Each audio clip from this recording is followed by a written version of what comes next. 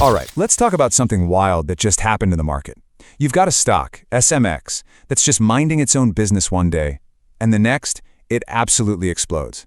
It's the kind of move that makes everyone stop and ask, what on earth is going on? Well, that's exactly what we're going to break down today. What happened, why it happened, and what could be coming next. So let's paint the picture. On Wednesday, SMX hits a high of just 69 cents. Pretty standard stuff. Nothing to really write home about. It was just another day.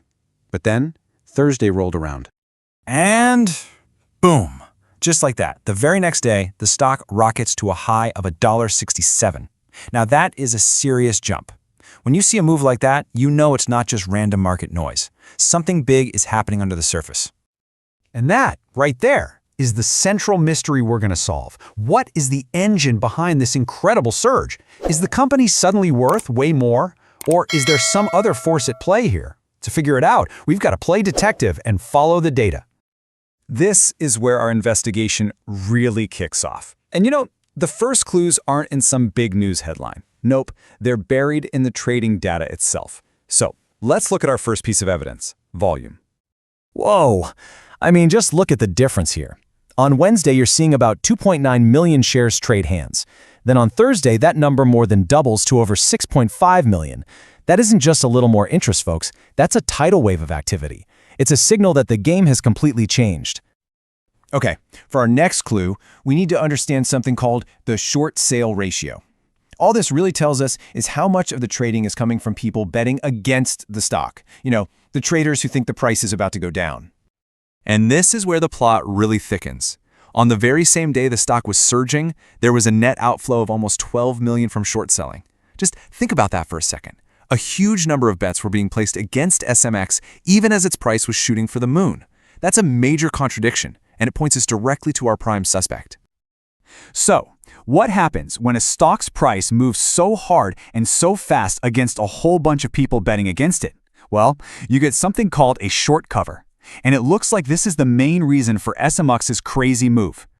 Now, it is really important not to mix this up with its more famous cousin, the short squeeze. That's a whole different, much more chaotic beast. A short cover is a bit simpler. The price goes up, which puts the squeeze, so to speak, on the short sellers. They're forced to buy back shares to cut their losses, and all of that buying just pushes the price even higher. It's a feedback loop. But why? Why SMX specifically? A short cover like this doesn't just happen out of nowhere.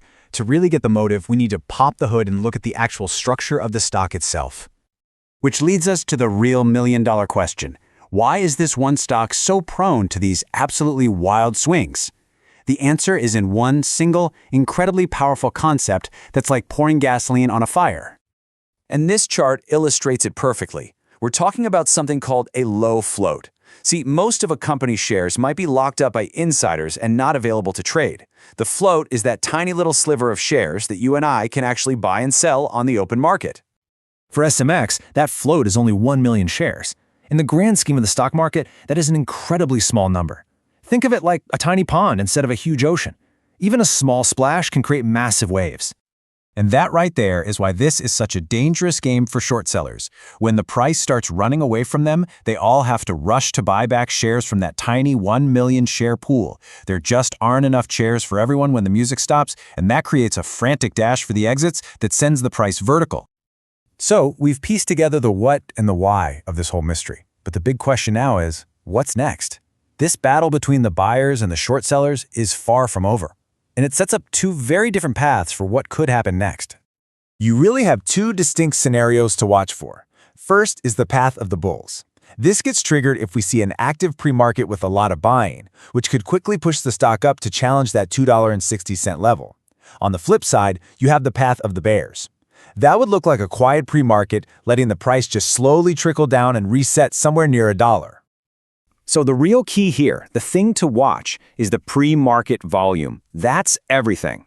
SMX is usually a pretty quiet stock before the bell rings. So, like the analysis says, any significant action before the open is a huge sign that buyers are stepping back in to keep this party going. And that leaves us right here, on the edge of our seats, with the stage set for a major showdown. Will the buyers show up in force to fuel the next leg of this thing? Or was this whole surge just an elaborate trap set by the short sellers who are just waiting to take back control? All eyes are on the pre-market. That's where we'll get our answer.